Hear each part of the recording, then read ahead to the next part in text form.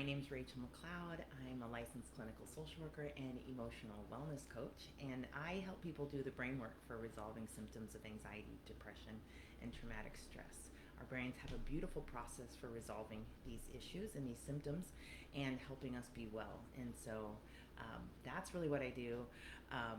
That's all I do. I don't do counseling, I don't do advice giving.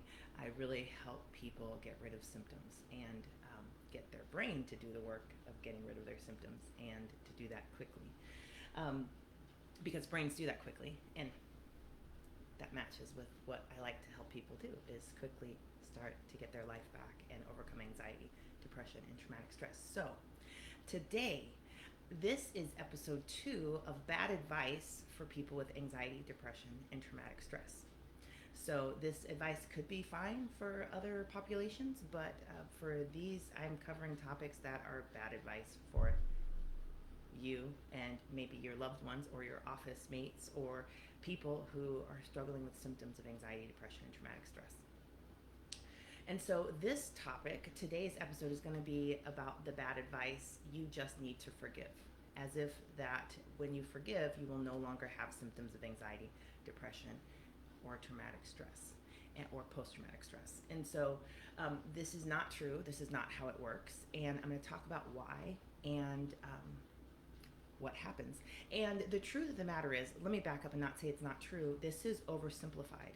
And that means that there's not enough information for somebody to actually take this advice and get wellness out of it.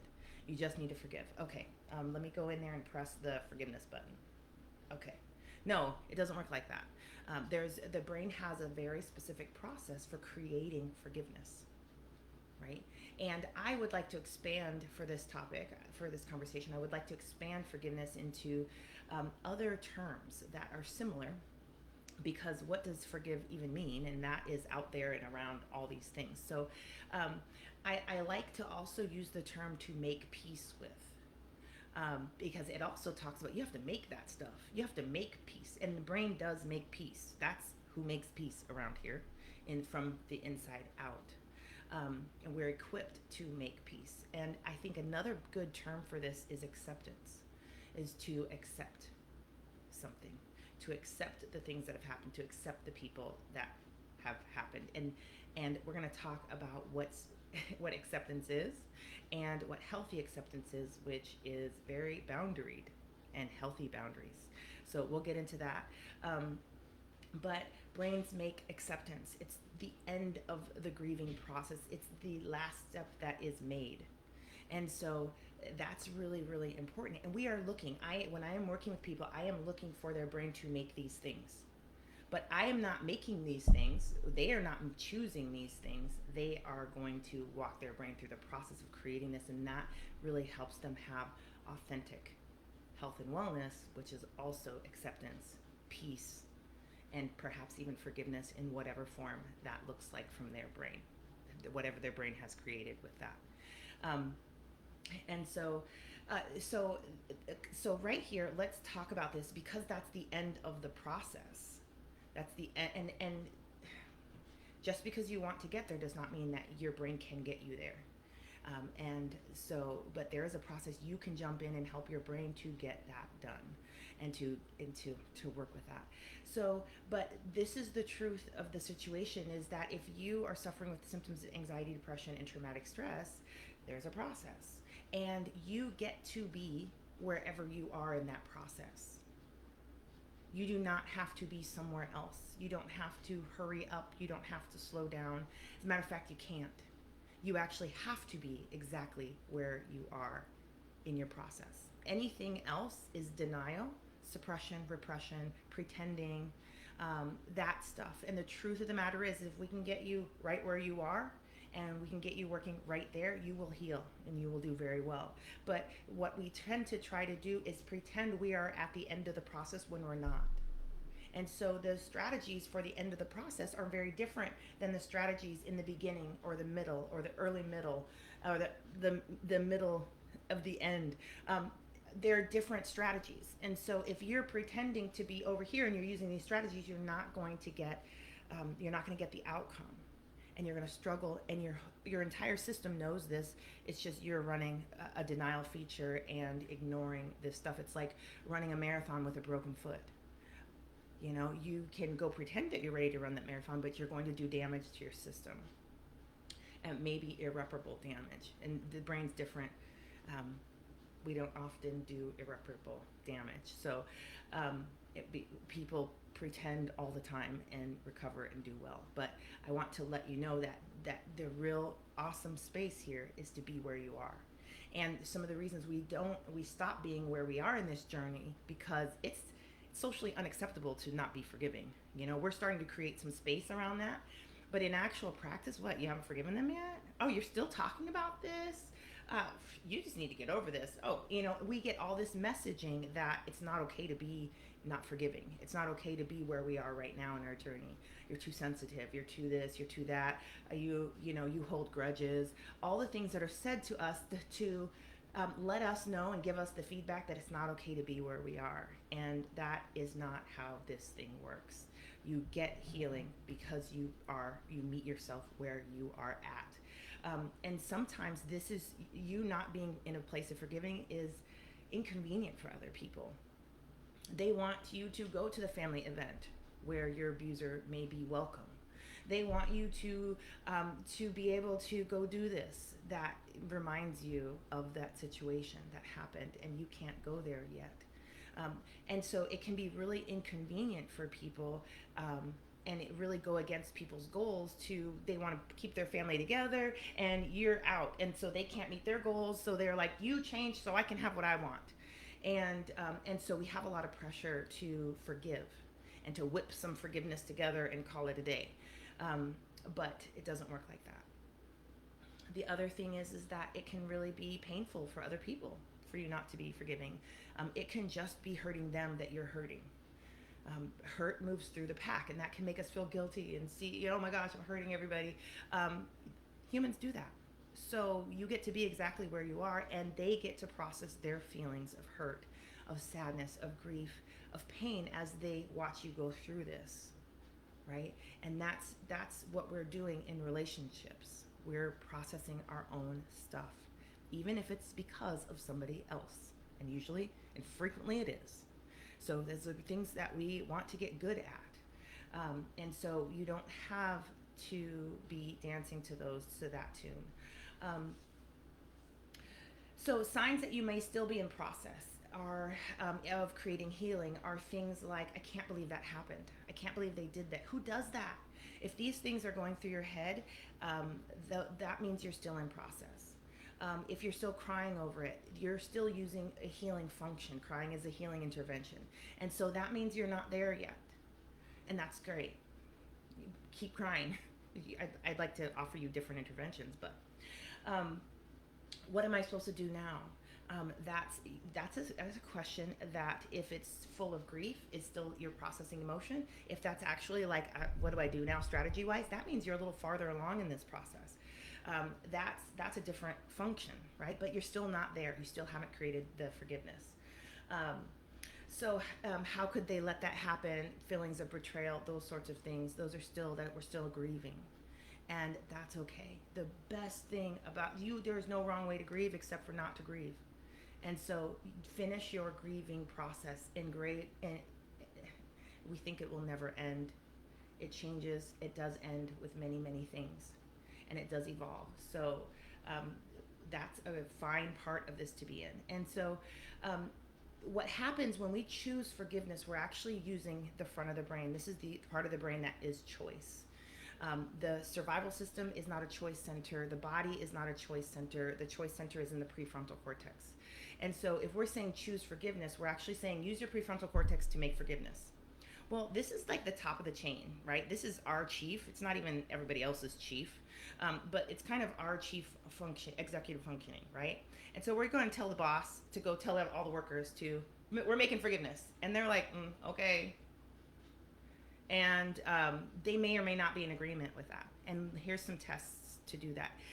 And let me tell you that your body has to make its own forgiveness, its own peace. Your body has a process for this. And I'm going to show you this briefly here at a high level. process of that. But it has to go through its own process. It's very fast, but this process gets blocked often. The body does not get its work done. The body is experiencing all of the trauma, all of the emotions, the same way the prefrontal cortex is. And the prefrontal cortex can just shift some stuff because it doesn't have a whole body to protect here, right? The body has to finish getting its work and its needs met so that it can feel safe to move forward. And it can feel like, oh, I can totally get behind this forgiveness thing. And it will let it go through its process. The subconscious mind also has a process for this. And the subconscious mind needs to complete its process in order to make forgiveness. Now you can say, hey guys, let's get together and do our processes for making forgiveness, okay? Subconscious mind, how can I help? And you can say, okay, body, how can I help you? And I encourage this. This is actually how the strategies I teach is to let's get this person's work done. Let's get this person's work done. And then they come together naturally. We don't have to do this part to create the alignment with your goal, which is forgive somebody. And we can help with that process too, but usually that process happens well. You'll know if your body is not in agreement if you are thinking about the person, you're thinking about the situation, or you're thinking about the consequences of the activity, that the experience that happened, and you're tuning in and you're checking with your body and see what's going on. If you're experiencing distress, your heart's racing, maybe your stomach is in knots, maybe your legs are feeling numb, maybe you actually dissociate around it, like you can't even do that. Those are signs your body is not on board. Your body's like, I have a lot to say about this. And really, in that place, you want to help it complete its communication. You do not want to shut that down. Now, the other piece is that sometimes the body will flood, like, oh, you're listening? Let me go. And it will just overwhelm you with all this stuff. That's why we want to have a process for doing this in a very specific and targeted way so that we can, like, okay, single file, everybody, and let's go, instead of being rushed with and flooded with all this stuff and you can't cope and you can't process that way. So, but those are good signs to see where your body is in this process. In your subconscious mind, you can see if you're forgiving, if you're not forgiving, if you're having dreams or nightmares, if you're having day fantasies of harming the person, running from the person, outsmarting the person, confronting your whole family. Those are signs your subconscious mind is working on what we're going to do. Right? This can scare people because they're like, I just shot somebody in my dream. Yeah, your subconscious mind is angry, and we need to help it process those feelings. Or it's trying to get justice, or there's all these things happening there that we don't need to judge it. We don't need to get involved. We don't need to act out those things. We need to help your subconscious mind process it, and it's in the information in that dream, or the fantasies, or things like that. I want to make sure and you might notice flashbacks. If you're still having flashbacks of the situation, that's your subconscious mind saying, hey, I need to bring this thing to the front and bring it to the problem solver. Can you resolve this, please? Thank you. Right? Those are flashbacks. We want to help that complete. We don't want to stop and suppress flashbacks. We want to process them. And we can do that painlessly. We can do that proactively, or we can do it when it's happening and it's flooding us now. But the thing is that it has to complete. That's where we get our wellness. Once we complete the process, the front of the brain is like, I can do all this awesome stuff with this. You will not see these symptoms happen. Like when you complete the process for these, it resolves symptoms, because the symptoms are the product of your brain trying to resolve symptoms and not being able to. And the process being shut down. And so when we get that through, it's done. It's over. We don't eat the same thing, the same food twice. We don't really, we don't process the same event twice. We might process aspects of the event. 20 years later, you might see your brain go back there again. You're like, oh, you want to revisit that? Let's go. And let's make sure you get that piece processed and reprocessed, because that's your brain creating mastery and doing more and more. Growing. So the other way you may notice that you're not over it is if you are your behaviors. You can watch your behaviors and see if you have created forgiveness. Okay. Some of the things, are you avoiding the person? This is much different than healthy boundaries. Healthy boundaries are a construct of a whole healing process completed. And your brain's like, oh, I know exactly what I'm going to do with this. And these are boundaries. These are my boundaries. This is what we're doing. Avoidance is a survival strategy. I can't handle it. I'm not going there. I'm, that. Are you avoiding that person? Watch yourself, and see what's going on there. This is tricky because the line between healthy boundaries and a survival state is very thin, right? So, are you going into the situation with this person without any boundaries? That's also, you haven't created forgiveness. You're not in a reality acceptance place with them that they actually need specific boundaries, right? And so you can see, if you're in doing all or nothing behaviors with this situation and around this situation, that's a sign that your brain has not completed, is not made forgiveness, is not made peace, is not made acceptance, right? And that acceptance piece, once that is occurring, it's like, finally, it's like if you get this jungle and you take everything out, which we don't want to take things out of jungles, but you understand the process. And then all of a sudden you have this really fertile land, and you can really plant and build whatever you want there. In your inner world, that's really awesome, because we'll have places that are full of trauma, anxiety, depression, and we want to, and lack of forgiveness and acceptance, and we really want to clean that stuff out. Once you get to acceptance, it's like that's that clean soil. This is how your brain then starts igniting the what are we going to build function. And that stuff just happens naturally as well. I see, once people get there, their brain kicks into a different process. So that acceptance piece is so important. And when and if you want to help your brain create acceptance, forgiveness, peace with something, then really what I would encourage you to do is help your brain through its process for that. We have a natural process for that works very well, but it can get really blocked, especially around painful situations. And so that's what I wanted to share. These are things I help people with. I have an online course that helps people resolve symptoms of anxiety, depression, and traumatic stress. And we help resolve symptoms, but we also help build function, and the functions, and really help people reach goals, which one of the goals people have is forgiving people and making peace with things. And so that is also included in this process of that. I have this online process, and I also have an intensive coaching program and workshops. So there's several different ways to work with me to really heal and overcome your anxiety and depression and traumatic stress, and get the outcomes that you want, like forgiveness, healthy boundaries, wellness, peace, nightmareless nights, and more.